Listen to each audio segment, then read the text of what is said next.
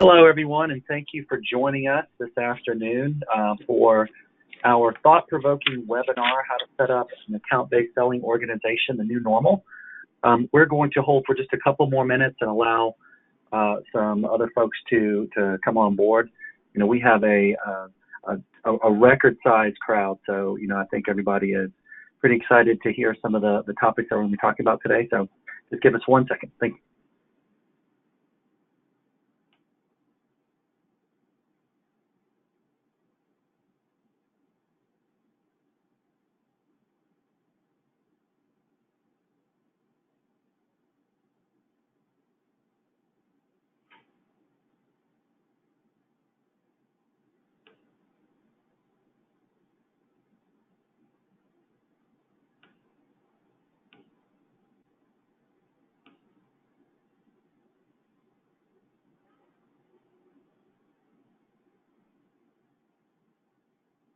Again, everyone, we appreciate your patience as we allow other people to sign up and get registered. This is Scott Miller, one of your hosts here for the webinar this afternoon or this morning, depending on where you're listening, entitled The New Normal, How to Set Up an Account-Based Selling Organization. So just give us a couple more seconds here and we will begin our webinar. Thank you.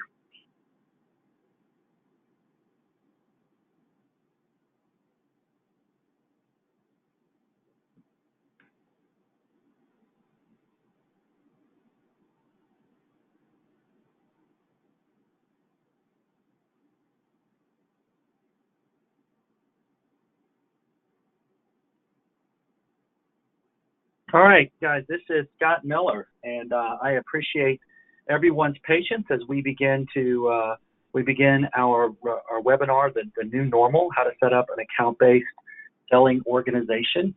All right, without further ado, we will get going today. My name is Scott Miller. I am the founder of RampedUp.io. We're an account-based sales organization, and we have a special guest today, Bill Johnson, the CEO of Salesvue, and the title of our webinar is The New Normal, How to Set Up an Account-Based Sales Organization. Good afternoon, Bill. How are you doing? Doing great. Thanks, everybody, for joining us on this adventure here. I think you'll find the content excellent, and hopefully it helps you improve your overall sales organization. Thank you, Bill. We appreciate that. Just a couple of obligatory housekeeping issues here, just so that you guys are aware.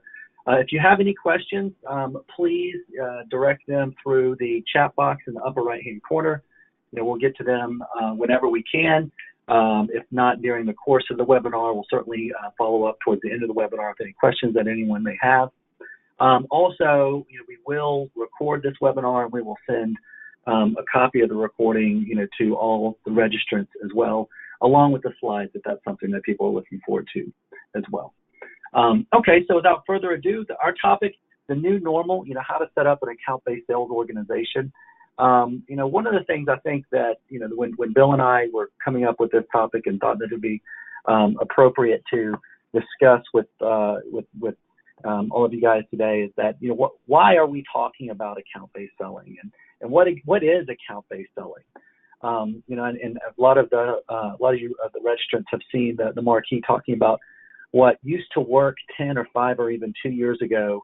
It just doesn't work anymore. And I think, you know, Bill, when we talk about, you know, some of the things that you've seen, you know, tell us a little bit about, you know, as a transition and as a way of introduction, tell us a little bit about what you guys are doing over at Salesvue exactly, and, you know, how you're helping your customers understand what account-based selling is. And I think we'll start there.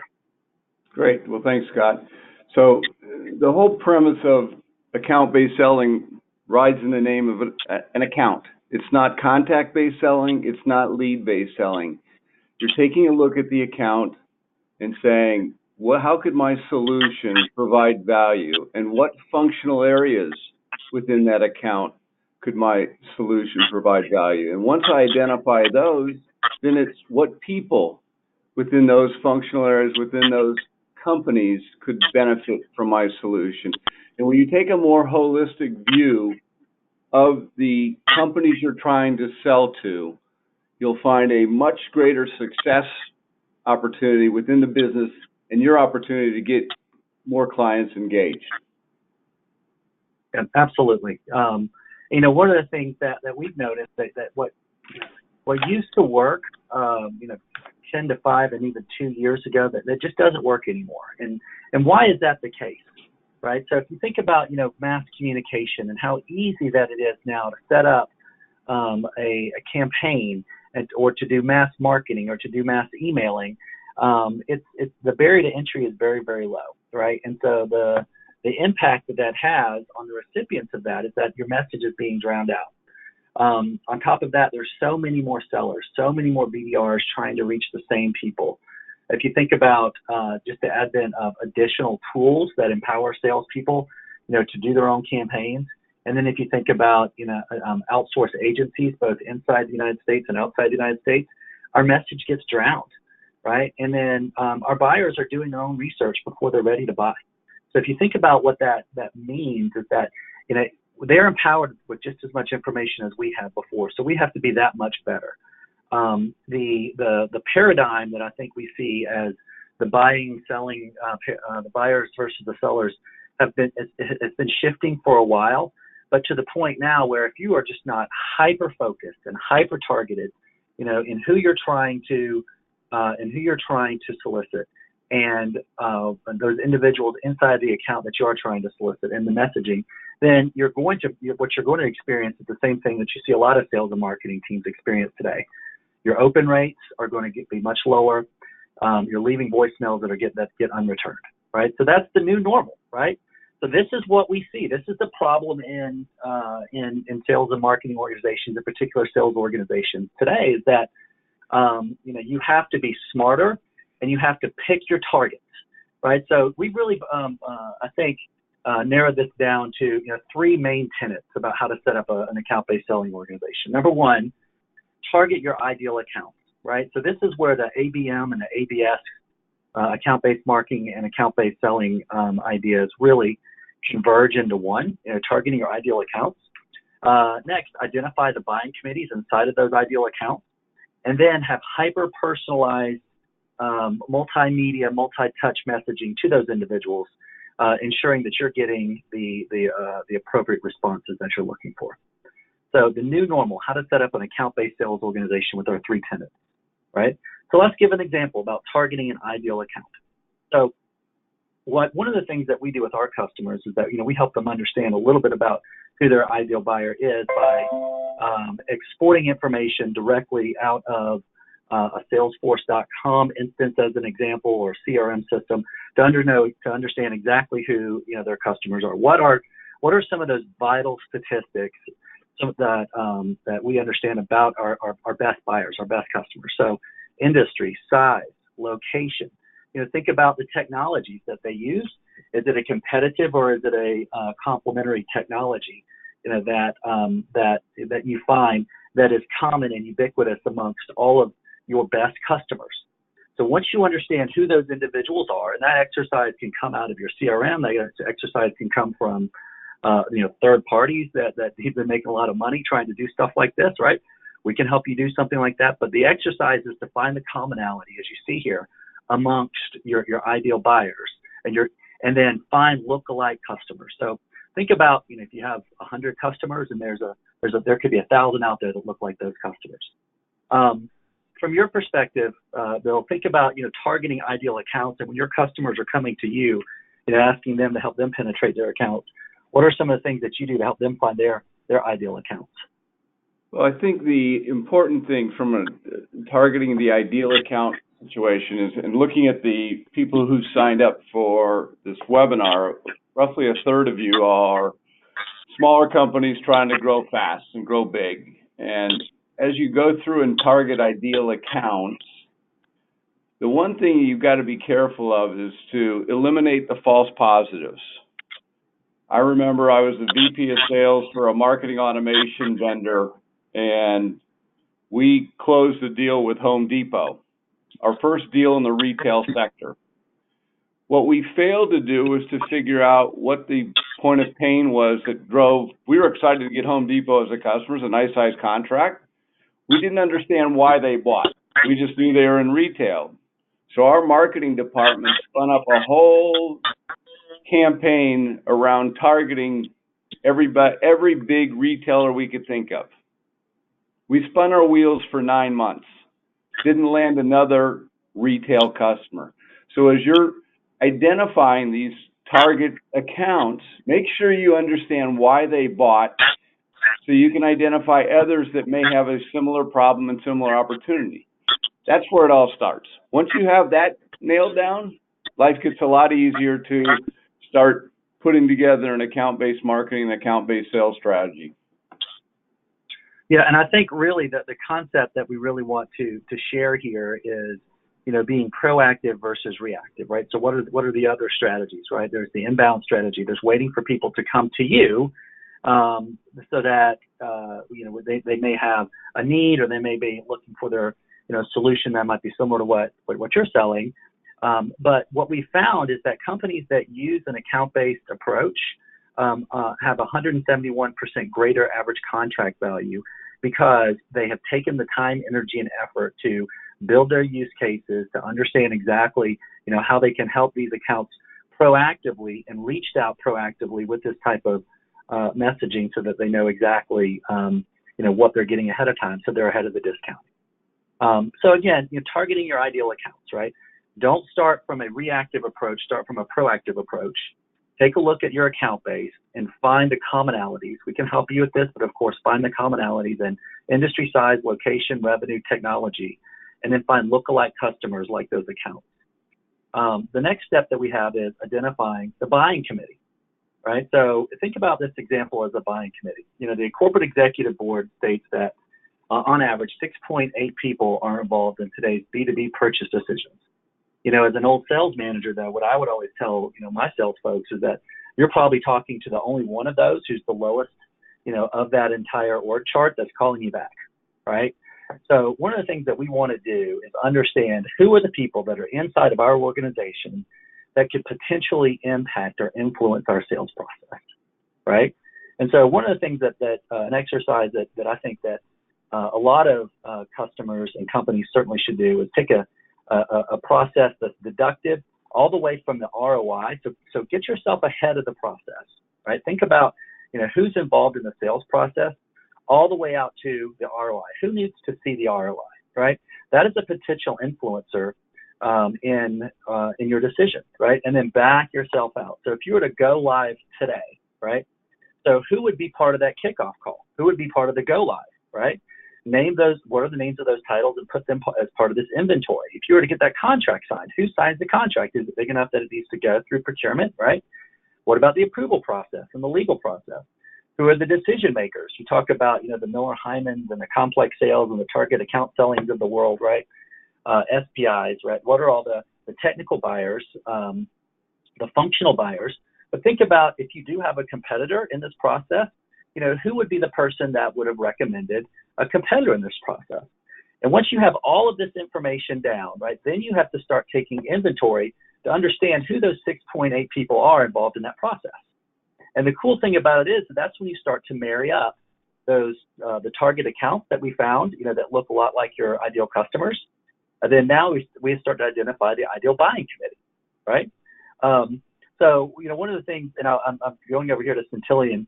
One of the great stories that you should share with me is, the multi-touch approach, and making sure that you're contacting every organization, not just the one every individual in the organization, not just the one that's calling you back. Can you share that with us here?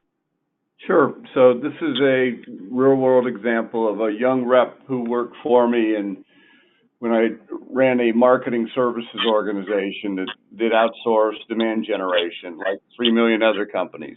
And this young rep took it upon herself. I mean, she was doing account-based selling before it was in vogue.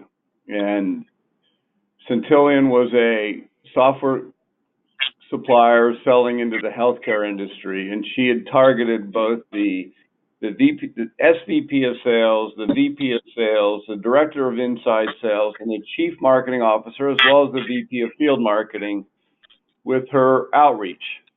And as traditionally occurs, she'd left a fair number of voicemails, had not received any phone calls in response, but had practiced professional persistency and had reached out a few times over a few weeks, trying to engage them in a conversation. And was she surprised when she got a phone call from the VP of Sales at Centillion saying, "Hey, I got your messages, and so did everybody else at a sales and marketing level, management level. We were in a meeting an hour ago, and we were talking about various strategies we could do to improve sales, and I volunteered that maybe we should consider outsourcing our demand generation to a third party." And everybody around the room said it was kind of a good idea, and I volunteered that I'd heard from you, my rep, and the other people in the room all said they had heard from you as well. So they, remembered your message, they remembered you'd been persistent, they remembered you'd been professional, and they liked the approach. And so I'm here to call you to engage you. I need a proposal. And it ended up being a $300,000 marketing services deal for us until Centillion was acquired by Microsoft. But it was a great win, and it truly shows the value that can be delivered when you take an account-based approach. You know, had she been single-threaded and called the director of sales or a director of marketing and waited for that person to call them back, or maybe got a no from them, she might have written Centillion off. But because she targeted 5 people within the organization, a different message for marketing versus the sales team, she got an inbound response that led to a $300,000 contract. Truly shows the value that can be imparted there. And I do want to go back. I do want to go back to your previous slide, Scott, because as we talked yesterday, you know, one of the things that in understanding the buying committee that I always espouse to my teams is, you want to figure out, has the person you thought that is your economic buyer or your champion that's going to get this approved, have they ever done it before? Because while there's 6.8 people involved in the decision, it's identifying those folks that really have the stroke to get it done. And, you know, Scott brought me on board here to tell stories, and I got another one I'll share with you where a different friend of mine in a VP of sales in a marketing space, selling a marketing automation solution, had a mid-6-figure deal queued up with a company, had everybody lined up. Chief marketing officer said it was his budget. Everything was in the approval stage. It was a forecasted deal at the end of the quarter. And the second day before the end of the quarter, the proposal was being submitted around the organization. The CMO had signed it, who they thought was the only signer. And come to find out, the chief operating officer basically went back to the CMO and said, "We're going to repave the parking lot. We just shot your budget. You don't have any budget anymore." So the COO usurped what the CMO thought.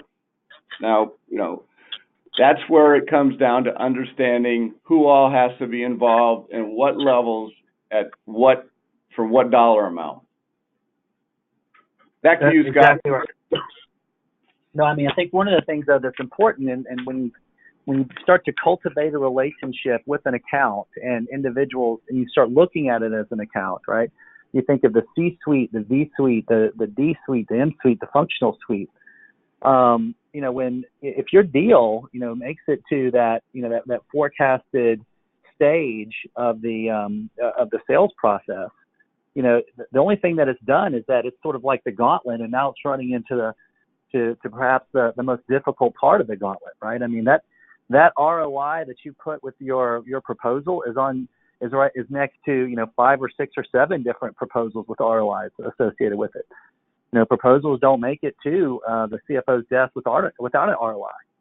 And so, you know, I've talked to plenty of reps that would lose an opportunity and would say, well, what happened? Well, that there was another initiative that came up.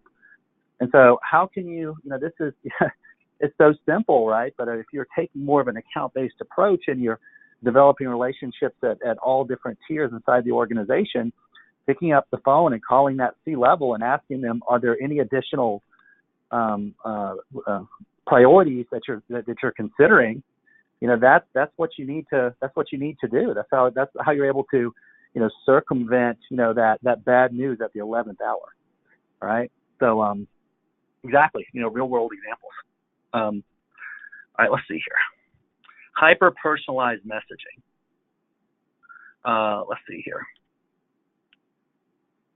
Sorry about that. So let's talk about what hyper personalized messaging looks like.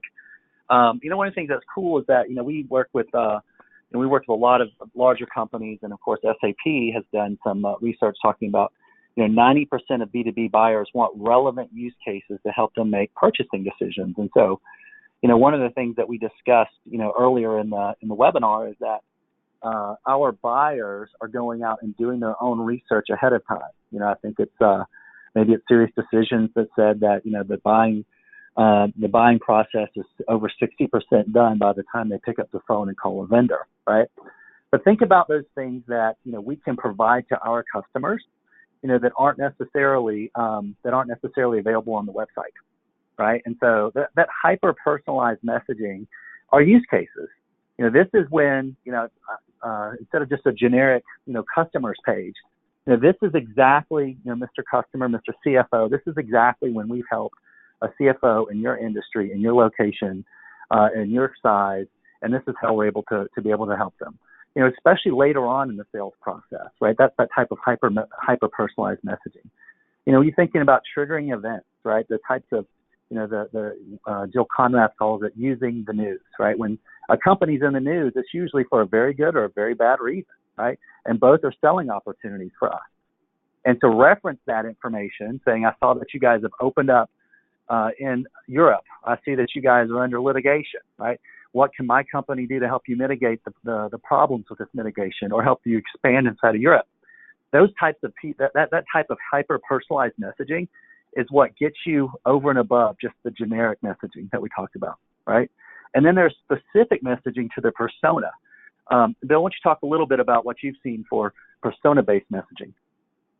Yeah, I think and this is where, first and foremost, you have to understand, is your solution a holistic solution that adds value in the same way across the organization?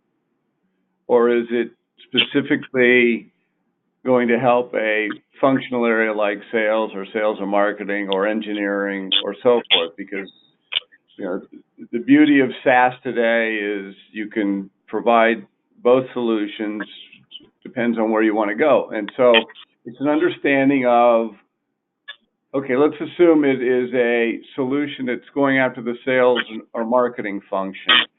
What resonates with the VP of sales is going to be different than what resonates with the director of sales or the VP of sales ops. And the VP of sales ops may be interested in solving a particular pain point in the organization, and the VP of sales is interested in, how do I get more productivity out of my rep? I've got a quota that's 30% higher than last quarter, and I've got to figure out how to hit it. How can your solution help he or she do that? If it's a holistic solution, it's going to help HR and engineering and finance. Let's take an employee engagement solution that, it'll reduce turnover. So that makes the HR person happy, but it keeps people, gets better feedback. It identifies those people that might be at a potential risk. Is the sales organization is quoted too high? And so that's where, when you have that holistic solution, the persona-based messaging gets a little more difficult, but I think it's as important, if not more so, because you don't know where your point of entry is going to be. And that's why you need to figure out, okay, what value has our solution provided to sales or finance or marketing or HR, and target those individuals within the account with that specific messaging.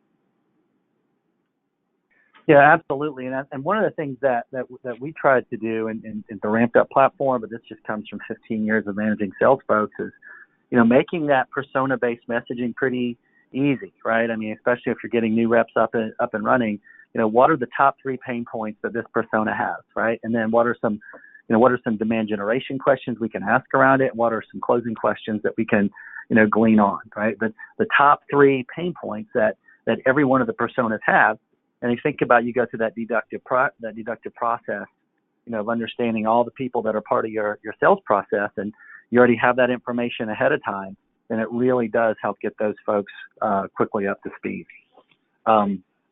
So let's moving on here. We do have a couple of questions. So you're talking about selling marketing automation to Home Depot. Do you recall that story? I do.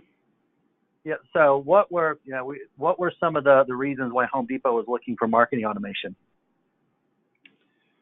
The solution we were selling was not what I would consider to be your standard marketing automation solution, like email marketing, like SEO optimization, or content management solution. It was, think of it as ERP for marketing.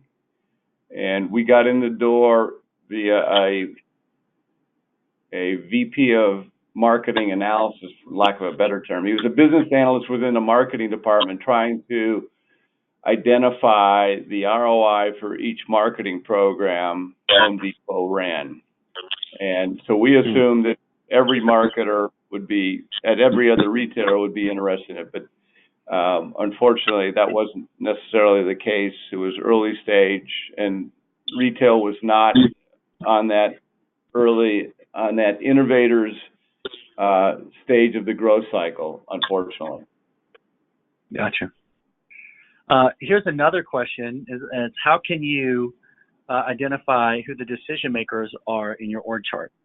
I'll allow you to talk to this one, but I'll just use this old axiom that one of my old mentors, Rick Page, told me, is that if someone is telling you they're the decision maker, they're probably not, right? Because if you've ever made a decision that impacts the entire organization, a big ticket sale or personnel or anything like that, the last thing that you do is A, expose yourself like that, but B, you just take full responsibility because you're looking for the consensus. So I'll let Bill tell you about how you can find out who the decision maker is, but just use that little maxim and try to figure out who a decision maker is not. What about you, Bill? How are you finding the decision maker? Well, I think you're when somebody says I'm the decision maker and you're single threaded in an account, that's usually a sign of you should be scared. An old boss of mine, when trying to understand the decision process, it would start off, the conversation. Look, it seems like you're really excited about our solution. My boss is going to ask me what the decision process is here. Can you walk me through it? I'll give you a proposal. Who has to review it? And his the 3 best words were, when you'd get a reply, it was, then what happens? And, I got to take it to finance. Well, then what happens? Well, finance has to approve it, and it has to go over to procurement. Then what happens? And it's a benign question, but the idea is you keep asking, then what happens, until you get a PO or, the decision is, we're not going forward. But trying to uncover people that will come out of the woodwork. I mean, my friend that his solution got usurped for the repaving of the parking lot. I don't know that they're going to get to the COO. I mean, chief marketing officers have a lot of power, so it was one of those things where they assumed that this person was telling them they had budget. But trying to identify and ask. Don't be afraid to ask questions that you're afraid to hear the answers about, because it's a lot better hearing tough answers earlier in the sales cycle than it is when you're waiting 2 days before the quarter's over and you're wondering why you haven't got your deal done. I think it's very important to understand, what is that person's signing authority? All right, we got a $100,000 deal or a $500,000 deal. Oh, it's within their signing authority. And then the next question is, have they ever done that before? Have they ever done that before? Because more times than not, if it's the first time they've done it, you're probably in for a rude awakening that there's going to be things coming out of the woodwork that weren't expected. Yeah, buyer beware when someone says procurement's a rubber stamp, right? That's obviously mean they've never gone through procurement before. We have one question here for you, Bill, in terms of, what are some of your what are some of the strategies that you've had to reach out to, the C-level?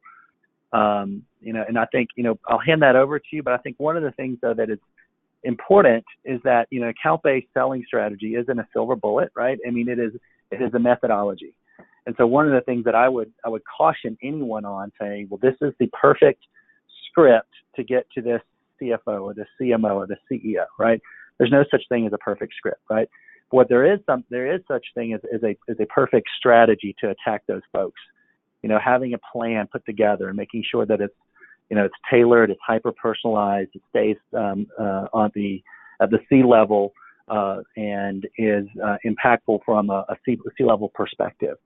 There's no such thing as a silver bullet, right? But as long as you have enough of these C-suites to call and you have enough to talk to them about, and you take a daily approach to demand generation, not a rifle shot approach, I think you'll find the success. What would you say in terms of how what you coach some of your customers on trying to, make a successful connections to the C-level, Bill? Well, so the first and foremost is, I know everybody wants to get to the C-level, and that means everybody. If I get to the CIO, if I get to the CISO, if I get to the CMO, if I get to the chief sales officer, everything's going to be good to go. And the challenge is that person is getting inundated with requests for, hey, I want to talk to you about this. And so I think it's really difficult, honestly, to get that level of opportunity unless you're introduced by another peer of theirs. So if you've got a customer who's a chief sales officer or chief marketing officer and he or she knows a peer of theirs, don't be afraid to ask for referrals. But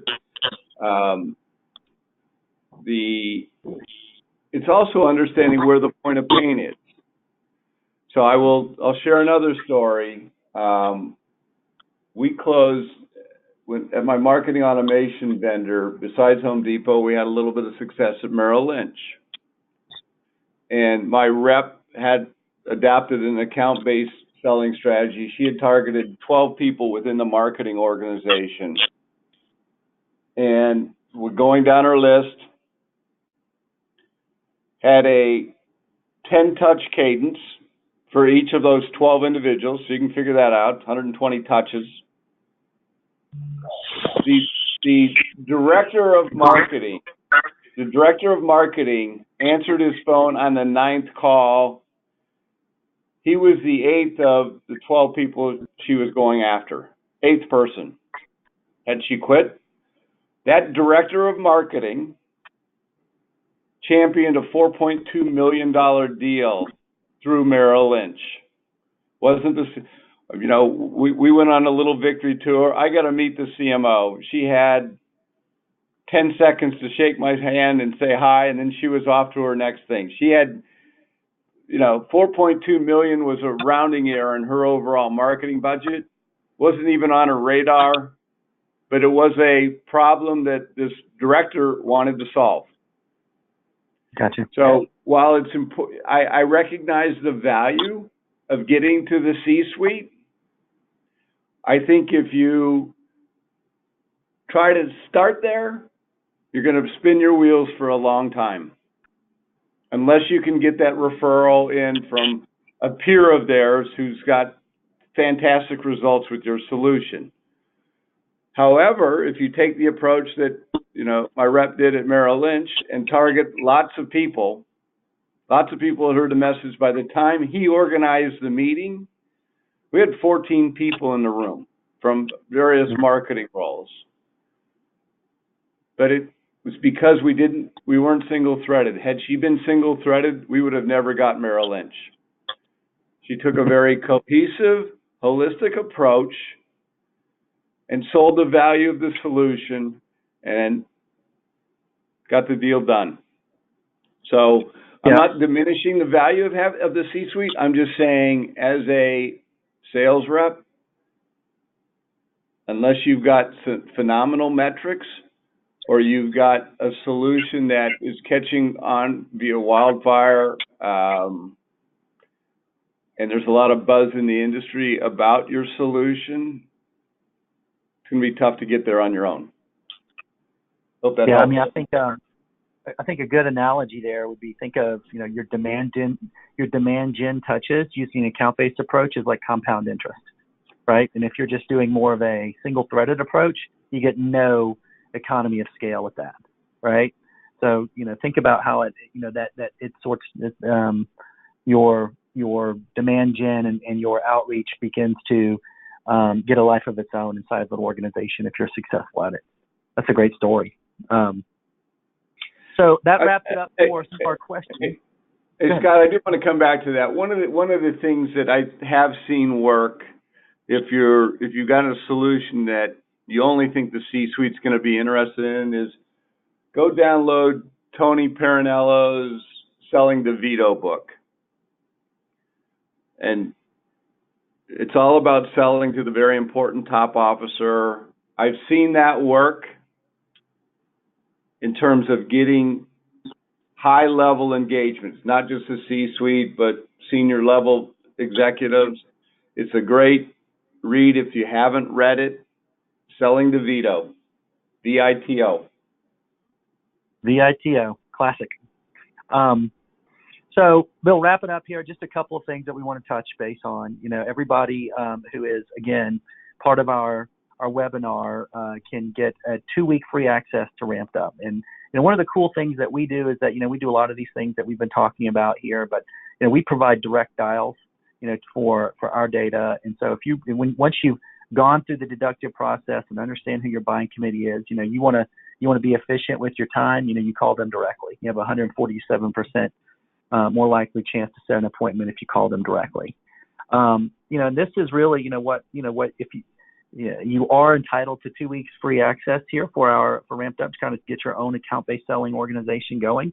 We can help you find your ideal buyer, find accounts that look just like your ideal buyer, you know, find your buying committee and then the people that work there, right? And this is really what the system looks like, you know, in terms of the direct dials and the ability to reach out to these folks directly, and some impactful messaging, you know, since we are following technologies and competition and triggering events and, you know, contacts, so we can give specific impactful messaging that would be specific to that account, right? So you certainly, want to take a look at that and see if that might help you execute some of these account-based selling strategies. And then, Bill, I'll let you, speak a little bit about Salesvue and about the greater contract value that account-based selling has when you execute upon it. Yeah, so it is when you get wider in an organization, you can take a small deal and turn it into a bigger opportunity. And if you go to the next slide, Scott, one of the things that Salesvue brings to the table, we've got a solution that plays in the sales acceleration space, like a Sales Loft or an Outreach or an InsideSales.com. We are the only sales acceleration product that lives inside the Salesforce.com ecosystem. So your data stays inside Salesforce. It doesn't leave, and work on it and API it back to Salesforce. And one of the things that we provide is the ability to actually do account-based sales, and that's what this screenshot represents. Is on the left side, I've got the account, NGISS Consulting. On the right side, my task list of people within the account to reach out to. So in one transaction in Salesvue, I can reach out to, if I'm selling a marketing solution, the Chief Marketing Officer, the VP of Marketing, the Director of Sales Development, the VP of Inside Sales, in one transaction, reducing the click stream, making reps significantly more efficient, and then give some wonderful analytics to help you understand what cadence you should be using to crack the target accounts in a quick and easy fashion. So I think that'll wrap us up for our webinar today. Again, all of our registrants are entitled to a 2-week trial account of RampedUp to get account-based selling going inside of your organization.